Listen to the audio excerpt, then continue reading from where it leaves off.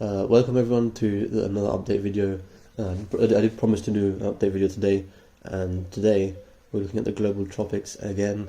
And I haven't been doing like a lot of like video updates, but that's because of your really immense support on here, where I've been doing a lot of updates, and there's been a lot more people who've been like aware of my updates here and have been paying attention to the newest stuff I post, and it's all relevant, it's all updates, everything. So you can always check me out. I'll put it in the description below.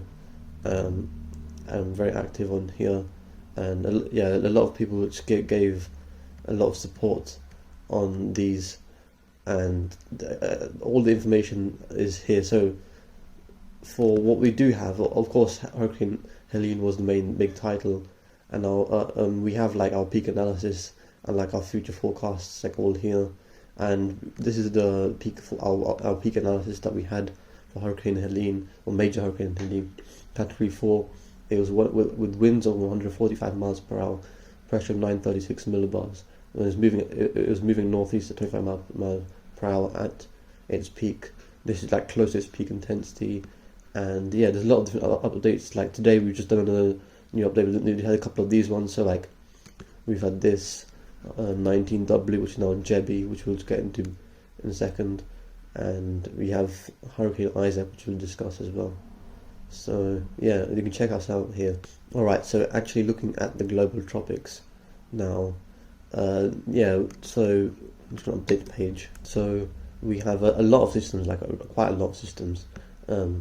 So currently we have Tropical Storm Helene, which is obviously weakening inland, but there is 10% tornado threat. So we do have quite an elevated threat. We have an enhanced risk with a 10% tornado threat. The track of the system has moved quite a bit.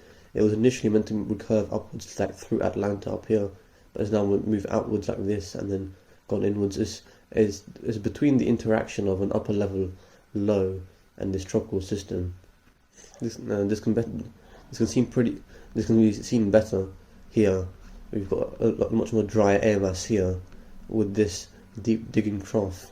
As you can see, it's fairly neutral, positive tilt, this trough, and this is the tropical system. It's a Fujiwara between those two, the common center, and moving around each other. The system has moved a lot more east than what was expected to. The Fujiwara interactions are quite unpredictable, hard to forecast, so it's quite unsurprising. And then we also have the remnants of Cimarron, but I do believe it's still a tropical depression. I'm not sure why it has been designated below that cat status, because this to our analysis that this still has, because there's been no recon in this, so I don't know what will make them so confident about this, but there still is a tight circulation, a closed circulation with deep convection blotting around its center, and it was like this during this depression stage. So I'm not sure quite why it's been reduced, but to our analysis, it's still tropical depression Cimarron. And we have 98L, which is yet to be designated as Joyce, which has a 1990 chance, I believe, now, which also does have winds of 30 miles per hour and pressure of 1007 millibars. So it really could be named as a tropical depression. I mean, it has wind of 40 miles per hour. I think I just got that wrong. It really should be a tropical depression, or even a tropical storm immediately, once its open circulation tightens up, and it's yet still currently a developed low. And then we have Tropical Storm John, which has obviously made landfall again, which is quite the unusual track, which can be seen here. Alright, so there's no satellite imagery right now, it's currently down, but you can clearly see the peak intensity.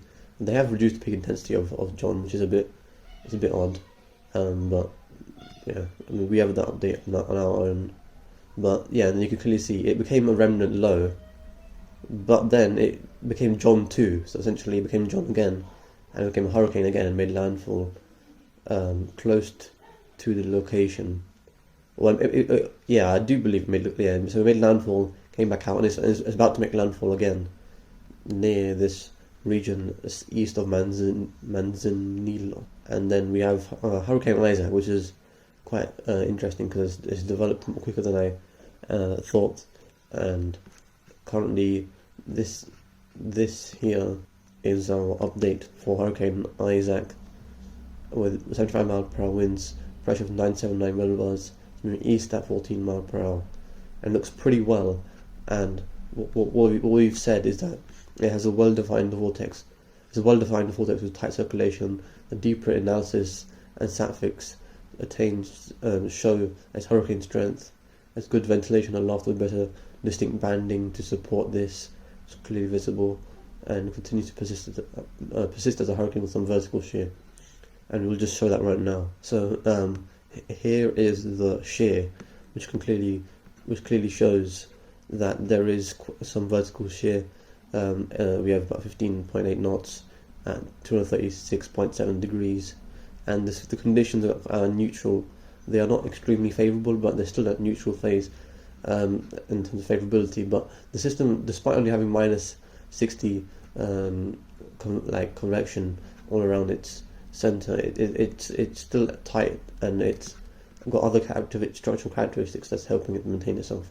So that's why it's new. That's why if it was in really favourable conditions or just slightly more favourable conditions, we'd likely see higher echo time. And we can see that.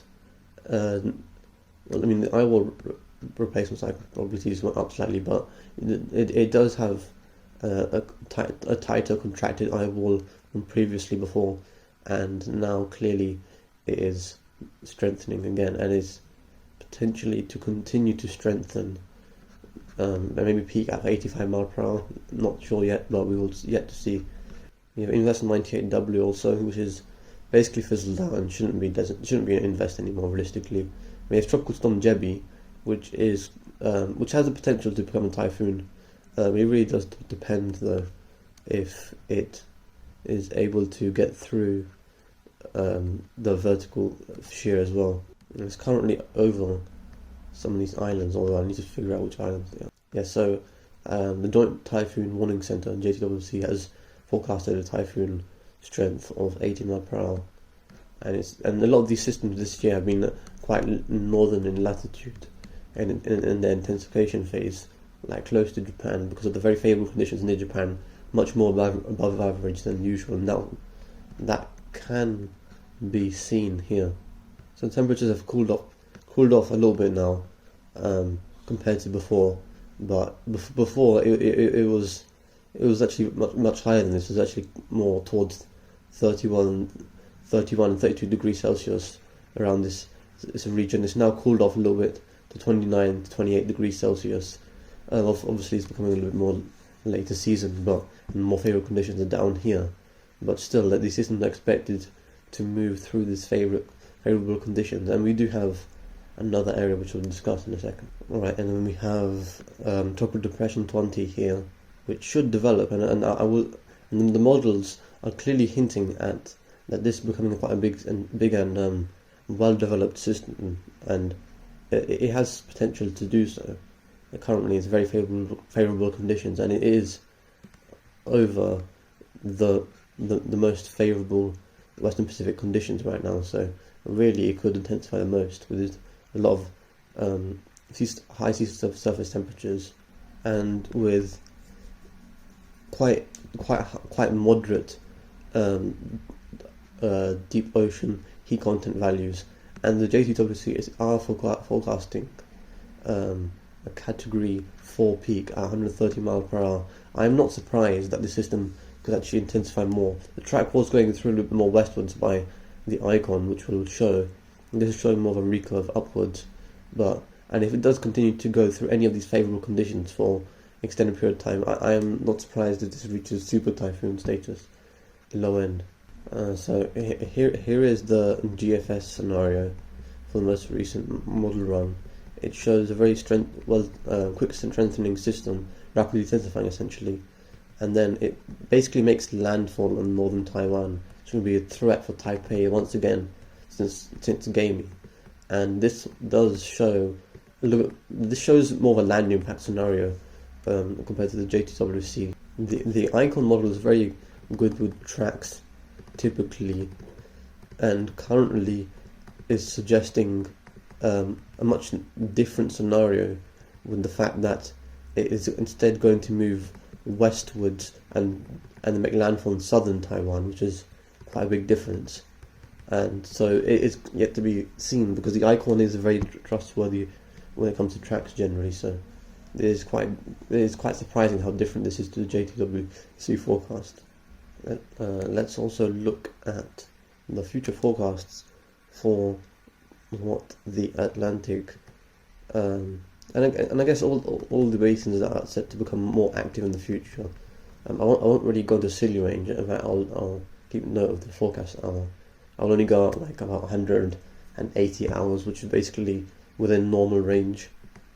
So this is the GFS most recent run. You clearly see Isaac persists and strengthens, is what it's suggesting, and then it shows a tropical wave. In fact, it shows two of them, one kind of fizzling out, and then the other one developing into a hurricane.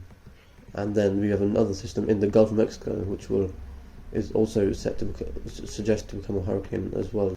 And then, but that is quite a far range out. And the NHC does see this with a 90 and a 030 and a 020 now also added.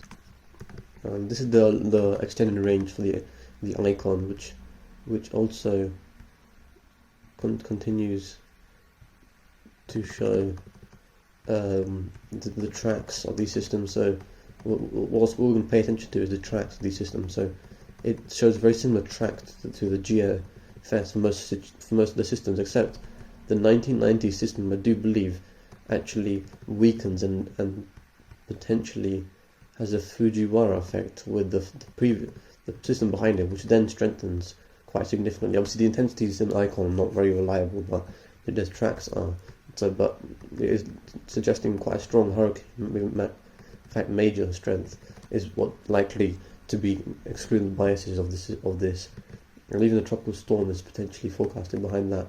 And then the icon currently is seeing a tropical depression, tropical storm status currently in Gulf Mexico. But obviously, this could even be a hurricane because of the GFS scenario intensity taking its tracks and intensity into consideration. The potential and environmental conditions are very favourable. In fact, we'll show this right here. And we can clearly see very favourable conditions. So there's like a lot of areas of 30 degrees, 31, 32 even degrees Celsius out here in the western Gulf of Mexico and the western Caribbean. And this is generally about 2 degrees above average. So this is actually a lot more favourable than what it should be, especially even in the main development region where we are seeing the other two systems to potentially track over. So this could be higher intensity than what would usually be for the climatological during this climatory period for other systems, because there might have been less favourable conditions and more hostile conditions. And if systems in the previous years with more below average or more normal range sea surface temperatures, if there was other hostile conditions like wind shear, they would still not be able to intensify as much. But here, with the sea surface temperatures, they're able to combat the other hostile conditions and become longer lasting and much more developed systems despite those conditions. Like Beryl, but Beryl's not the perfect example. Alright, well that's going to be this update, and I will see you guys with another update soon, maybe tomorrow even, if we have a new designated system.